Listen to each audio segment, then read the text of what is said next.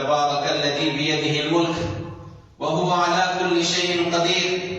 وہ ہر چیز پر قادر ہے، ہر چیز پر قادر ہے۔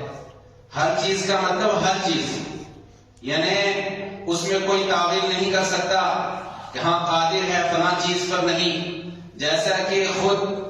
مسلمانوں کے اندر کچھ ایسے گمراہ فرقے موجود ہیں جو اللہ تعالیٰ کی صفات میں یا اس کے اسماء میں تعویلات و تعطیلات اور کیفیات وغیرہ بیان کرتے ہیں اور تمثیل دیتے ہیں، تشبیہ دیتے ہیں اللہ کے اور بندوں کے افعال اور ان کی صفات میں۔ اللہ تعالیٰ نے فرمایا وَهُوَ عَلَى كُلِّ شَيْءٍ قَدِيرٌ، وہ ہر چیز پر قادر ہے، یعنی کہ زندہ کرنے پر اور مارنے پر، آسمان جیسی بڑی مخلوق کو پیدا کرنے پر، جس کے بارے میں اللہ تعالیٰ نے فرمایا کہ بغیر عمد ترونها، یہ آسمان کو ہم نے بغیر ستون کے پیدا کیا جیسا کہ آپ دیکھ رہے ہیں، اور اسی طرح زمین کو بچھانا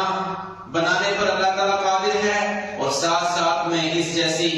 معلوم نہیں کتنی کائنات اور کتنی اللہ کی مخلوقات ہیں جس کو اللہ نے پیدا کیا، لیکن تخلیق کا واحد مقصد آزمائش، لیبلوکم ایکم احسن عملا، احسن عملا، کہ اللہ یہ آزمائے، تمہیں آزمائے کہ تم میں سے عمل کے اعتبار سے سب سے اچھا اور بہترین کون ہے۔ احسن عملا کی تفسیر بیان کرتے ہوئے مفسرین کہتے ہیں کہ احسن عملا کا معنی ہے اخلصہ و اصوبہ، یعنی خالص اللہ کے لیے کس کا عمل ہے، کیونکہ کتنے ہی نیک اعمال ہم کرتے ہیں لیکن فوراً شیطان آ جاتا ہے اور کہتا ہے کہ دل میں عجب، تکبر، ریا و نمود پیدا کر دیتا ہے، یہ تاکہ بندے کے دل میں احساس ہو ہاں یہ جس کو میں دے رہا ہوں یا جو لوگ دیکھ رہے ہیں مجھے دیتے ہوئے یا مجھے یہ نیک عمل کرتے ہوئے، وہ میرے بارے میں کچھ اچھا خیال ظاہر کریں گے، مجھے بڑا جانیں گے، مجھے بڑا مانیں گے، مجھے صدقہ و خیرات کرنے والا مانیں گے، میری عظمت ان کے دلوں میں بیٹھ جائے گی۔ لیکن اللہ تعالیٰ نے فرمایا کہ الذی خلق الموت والحیات لیبلوکم ایکم احسن عملا، کہ اللہ تعالیٰ نے وہ بابرکت ذات جس جو ہر چیز پر قادر ہے، اس نے موت و حیات کو پیدا کیا، موت کو اور زندگی کو پیدا کیا۔ موت اور زندگی بھی اللہ کی مخلوقات میں سے دو مخلوقیں ہیں، اور اس لیے پیدا کیا لیبلوکم ایکم احسن عملا، کہ تم میں سے خالص اور اسی طرح سنت کے مطابق عمل کرنے والا کون ہے۔ کبھی کبھی ایسا ہوتا ہے کہ انسان کا عمل اللہ کے لیے ہوتا ہے، خالص ہوتا ہے، لیکن سنت کے مطابق نہیں ہوتا، اس کو رد کر دیا جاتا ہے۔ جیسے کوئی آدمی چاہے کہ میں ظہر کی نماز جو کہ 4 رکعت فرض ہے، فرض 4 رکعت ہے، کوئی چاہے کوئی یہ جو ہے اپنے دل میں نیت کرے کہ نہیں میں چاہتا ہوں کہ میں 6 رکعت نماز پڑھوں، میں کیا چاہتا ہوں کہ میں ظہر کے فرض 6 رکعت پڑھوں، اللہ کے لیے پڑھنا چاہتا ہوں۔ آپ کون ہوتے ہیں انکار کرنے والے؟ نہیں، ہم کہیں گے کہ نہیں، وہ عمل قابل قبول نہیں ہے کیونکہ سنت کے مطابق نہیں ہے۔ سنت میں اللہ تعالیٰ نے اللہ کے نبی صلی اللہ علیہ وسلم کو جو بتایا ہے وہ ظہر کی 4 رکعت۔ کوئی آدمی ہے وہ کہے حج بہت دور ہے، حج کے مہینے میں بڑی بھیڑ بھاڑ ہوتی ہے، میں چاہتا ہوں کہ میں حج اسی مہینے میں کر کے آ جاؤں تاکہ ٹینشن ختم ہو جائے۔ ہم کہیں گے نہیں، کیونکہ حج اگرچہ آپ اللہ کے لیے کرنا چاہتے ہیں خالص نیت کے ساتھ، لیکن سنت کے مطابق نہیں ہے، کیونکہ سنت میں یہ ہے کہ حج کے جو مہینے ہیں وہ شوال، ذوالقعدہ اور ذی الحجہ ہیں۔ شوال سے آپ احرام باندھ سکتے ہیں، لیکن حج کے جو اصل ارکان ہیں وہ 8 ذی الحجہ، یوم الترویہ، اور اسی طرح 9 ذی الحجہ،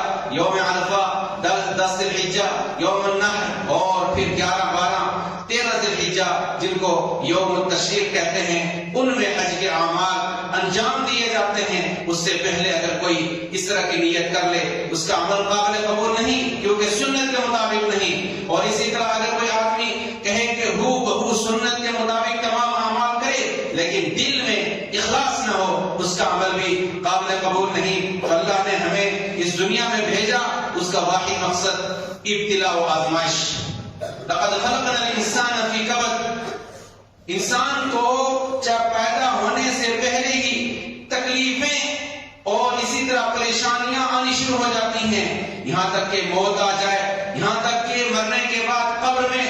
اور اسی طرح قبر کے بعد جب انسان میدان محشر، یہاں تک کہ جنت میں داخل ہونے سے پہلے پریشانیاں ہی پریشانیاں ہیں، مصیبتیں ہیں، آزمائشیں ہیں۔ انسان جو ہے وہ تکلیف میں رہتا ہے ہمیشہ۔ اللہ نے اس کو ایسے ہی پیدا کیا ہے۔ اللہ تعالیٰ نے فرمایا اس آیت کے آخر میں کہ اللہ تعالیٰ نے زندگی اور موت کو پیدا کیا تاکہ تمہیں یہ آزمائے کہ تم میں سے اچھا عمل کرنے والا کون ہے، اور وَهُوَ الْعَزِيزُ الْغَفُورُ، وَهُوَ الْعَزِيزُ الْغَفُورُ، کہ اللہ عزیز ہے، زبردست ہے، طاقتور ہے اس آدمی پر جو شر کا راستہ اختیار کرے، جو برا راستہ اختیار کرے، جو اللہ تعالیٰ کی نافرمانی والا راستہ اختیار کرے، اللہ تعالیٰ سے سرکشی مول لے، دشمنی مول لے، اور اللہ تعالیٰ غفور ہے، بہت زیادہ معاف کرنے والا ہے ان لوگوں کو جو خیر کا راستہ اختیار کریں، جن کا عمل اچھا ہو، جن کا عمل بہترین ہو، جن کا عمل خالص اللہ تعالیٰ کے لیے ہو۔ اور اللہ تعالیٰ نے ایک دوسری آیت میں فرمایا وَهُوَ الَّذِي جَعَلَكُمْ خَلَائِفَ فِي الْأَرْضِ، کہ وہی وہ ذات ہے جس نے تمہیں زمین میں ایک دوسرے کا جانشین بنایا، ایک دوسرے کا جانشین بنایا، اور وَرَفَعَ بَعْضَكُمْ فَوْقَ بَعْضٍ دَرَجَاتٍ، اللہ تعالیٰ نے تم میں سے بعض کو بعض پر درجات یعنی کہ مقام و مرتبہ عطا کیا، فوقیت عطا کی، دنیاوی اعتبار سے ہو یا اخروی اعتبار سے ہو یا دینی اعتبار سے ہو، فوقیت عطا کی۔ وَرَفَعَ بَعْضَكُمْ فَوْقَ بَعْضٍ دَرَجَاتٍ لِيَبْلُوَكُمْ فِي مَا آتَاكُمْ، لِيَبْلُوَكُمْ فِي مَا آتَاكُمْ، اس ٹکڑے پر آپ غور کریں کہ تاکہ وہ تمہیں آزمائے اس چیز میں جو اللہ نے تمہیں دی، یعنی صاحب حیثیت دنیاوی اعتبار سے جن کو مال و دولت اللہ نے دی، کیونکہ دنیا یہ متاع یعنی اس چیز کو کہتے ہیں جو ایک وقت تک انسان کو فائدہ دے اور اس کے بعد وہ ضائع ہو جائے، ختم ہو جائے۔ پوری کی دنیا جو ہے وہ متاع ہے، متاع الغرور، دھوکے کا ساز و سامان ہے، یعنی ایسا ساز و سامان کہ انسان اس کو یہ تصور کرتا ہے کہ یہ بہت بڑی فائدے کی اور ہمیشہ رہنے والی، باقی رہنے والی چیز ہے، لیکن اس کا انجام وہ ایک خواب کی طرح ہے، ایسے جو ہے اس کا انجام ہوتا ہے، اور جیسے انسان خواب دیکھ رہا ہو اور اچانک بیدار ہو جائے۔ دنیا کی یہی حقیقت ہے، زائل ہونے والی ہے، ختم ہونے والی ہے۔ اس لیے اس کو اللہ تعالیٰ نے فرمایا کہ اللہ تعالیٰ یہ آزمانا چاہتا ہے تم میں سے بعض کو بعض پر دنیاوی اعتبار سے فوقیت دے کر کے، تاکہ دیکھے اللہ تعالیٰ آزمائے کہ فیما آتاکم، جو تمہارے پاس ہے اس چیز میں تمہیں اللہ تعالیٰ آزمائے۔ اور پھر فرمایا ان ربک سریع العقاب وانہ لغفور رحیم، کہ سنو تمہارا جو رب ہے وہ بہت زیادہ جلدی سزا دینے والا بھی ہے ان لوگوں کو جو اللہ نے جن لوگوں کو مال و دولت یا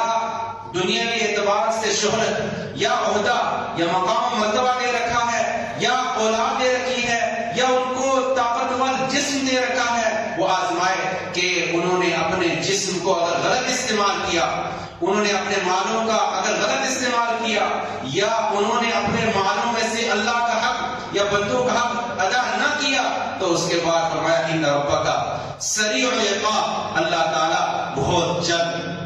سزا دینے والا ہے، سزا دینے والا ہے۔ وَإِنَّهُ لَغَفُورٌ رَحِيمٌ، لیکن اگر کسی نے اللہ کی دی ہوئی چیزوں، چاہے وہ مال و دولت ہو، اولاد ہو، یا اپنی جان ہو، یا کوئی بھی چیز ہو جو اللہ کی نعمتیں ہیں بے شمار ہیں، وَإِن تَعُدُّوا نِعْمَةَ اللَّهِ لَا تُحْصُوهَا، کہ اگر تم اللہ کی نعمتوں کو گننا شمار کرو تو ان کو شمار نہیں کر سکتے، ان کو گن نہیں سکتے، ان کا احصاء نہیں کر سکتے۔ تو بے شمار نعمتیں ہیں، ان میں یہ موٹی چند نعمتیں ہیں مال و اولاد کی شکل میں جو زیادہ انسان کو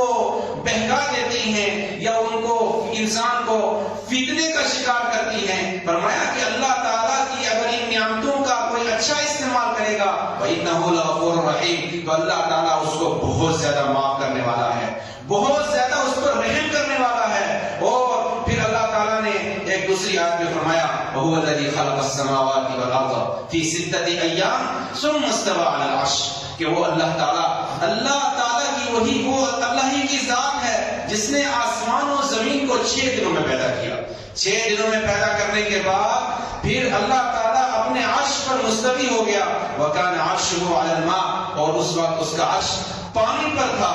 اور فرمایا کہ لِيَبْلُوَكُمْ أَيُّكُمْ أَحْسَنُ عَمَلًا، کہ اتنا لمبا جو پروسیس اللہ نے انجام دیا، یہ آسمان و زمین پیدا کیے اور اللہ کی مخلوقات جو عرش ہے، دوسری چیزیں ہیں، ان تمام چیزوں کی تخلیق کا ایک واحد مقصد ہے کہ یہ آزمائے کہ تم میں سے عمل کے اعتبار سے کون اچھا ہے. احسن عملہ کی تفسیر اور اس کا معنی میں نے شروع میں بیان کیا. 2 چیزیں اس میں،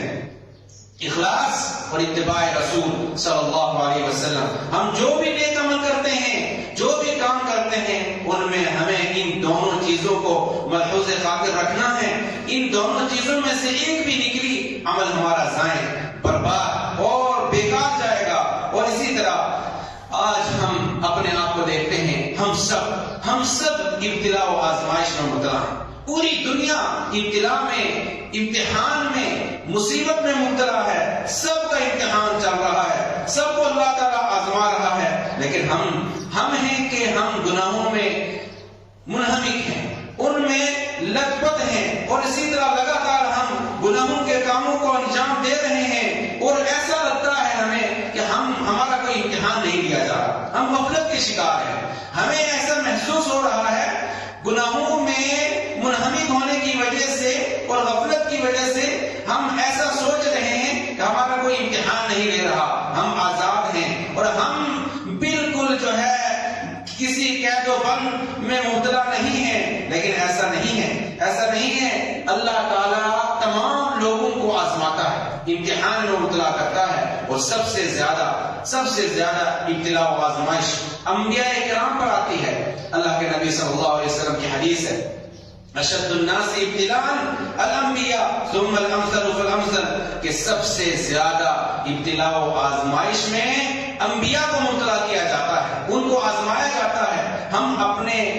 اللہ تعالیٰ کے جو خلیل ہیں، خلیل اللہ ہیں ابراہیم علیہ السلام، ان کی زندگی کو دیکھیں، پوری کی پوری زندگی ابتلا و آزمائش سے پر ہے. اگر ان کی ایسی آزمائشیں ہیں کہ ایک آزمائش ان میں سے ہلکی سی آزمائش آج ہم پر آ جائے تو نعوذ باللہ، اللہ المستعان. آج ایسے لوگ موجود ہیں مسلمانوں میں جو سب کچھ چھوڑنے کے لیے تیار ہیں، اپنا سب کچھ بیچنے کے لیے تیار ہیں، اور اس جو ہے آزمائش میں ناکام ہو جائیں گے اگر وہ اللہ تعالیٰ ایسا کرے. لیکن اللہ تعالیٰ ہر کسی کو اس کی حیثیت دین میں اس کی جو حیثیت ہے اس کے اعتبار سے آزماتا ہے. اور کچھ ایسے لوگ ہیں جو دنیا میں اتنے زیادہ لگ جاتے ہیں، چھوٹی سی آزمائشی ان کو بہکانے کے لیے اور اللہ تعالیٰ کے نیک بندوں کی فہرست سے خارج کرنے کے لیے کافی ہے. چھوٹی سی آزمائش. اللہ کے نبی صلی اللہ علیہ وسلم نے فرمایا یبتلی المرء علی حسب دین کے اعتبار سے، دینداری کے اعتبار سے انسان کو آزمایا جاتا ہے. اور جیسا کہ اللہ کے نبی صلی اللہ علیہ وسلم کی حدیث ہے، لیکن آج ہمارے اوپر بہت بڑی مسئولیت ہے، ذمہ داری ہے. ہمارے کندھوں پر بڑی آزمائش ہے آج کے زمانے میں، اور امتحان جو ہے وہ بہت زیادہ سخت ہے، بہت مشکل امتحان ہے. اللہ تعالیٰ نے قرآن مجید میں فرمایا کیونکہ جو دنیاوی امتحان میں کامیاب ہوگا وہ آخرت کے امتحان میں کامیاب ہوگا. کوئی یہ نہ سوچے آخرت میں دیکھ لیں گے. بہت سے لوگ ایسے ہوتے ہیں جو اتنا زیادہ تکبر گھمنڈ کے شکار ہوتے ہیں، وہ کہتے ہیں دیکھ لیں گے آخرت میں. نہیں، ایسا نہیں ہے. جو دنیاوی امتحان میں کامیاب وہی آخرت کے امتحان میں کامیاب. اور دنیاوی امتحان میں جو گمراہی کا شکار رہا، جو ضلالات کا شکار رہا، جو شرکیات، کفریات اور بدعات کا شکار رہا، آخرت میں بھی وہ ویسے ہی رہے گا. اس کی جو آزمائش ہے وہ سخت ہوگی، اور اس کا جو امتحان ہوگا وہ سخت ہوگا، اور وہاں پر اس کے ہاتھ ناکامی لگے گی. قرآن مجید میں اللہ تعالیٰ فرماتا ہے وَمَنْ كَانَ فِي هَذِهِ أَعْمَى فَهُوَ فِي الْآخِرَةِ أَعْمَى وَأَضَلُّ سَبِيلًا، کہ جو اس دنیا میں اندھا ہے، یعنی کہ ہدایت کے راستے سے جو اندھا ہے جو اس دنیا میں وہ فی الآخرۃ اعمی، آخرت میں بھی وہ اندھا ہی رہے گا، آخرت میں بھی وہ اندھا ہی رہے گا، وہ اضل سبیلا، اور راستہ بھٹکا رہے گا۔ جو دنیا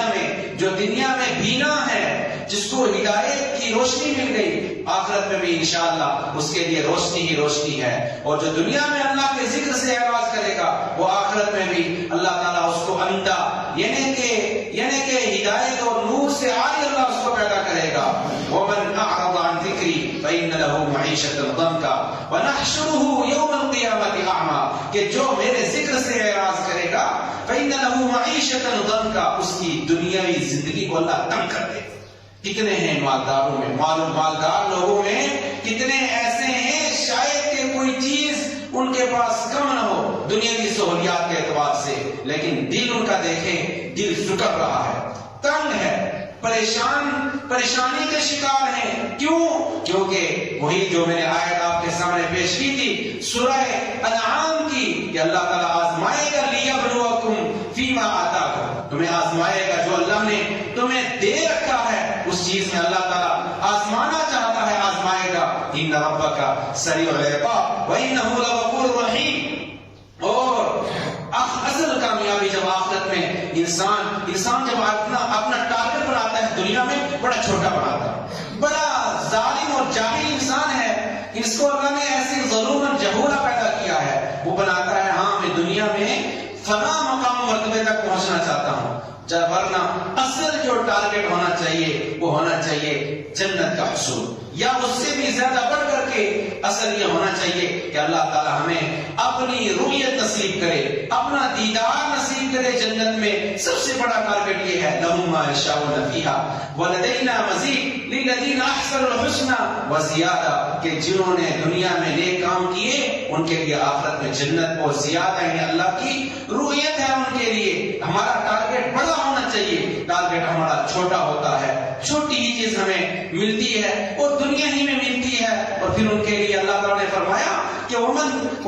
کہ جو دنیاوی زندگی کو چاہے گا، ومن اراد الآخرة وسعى لها سعيها وهو مؤمن فأولئك كان سعيهم مشكورا، کہ جو آخرت کی زندگی کو چاہے گا اس کے لیے کوشش کرے گا،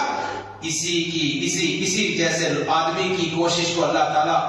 قابل قدر نگاہ سے دیکھتا ہے اور وہی کامیاب ہے۔ لیکن جو دنیا کے لیے سوچتا ہے اور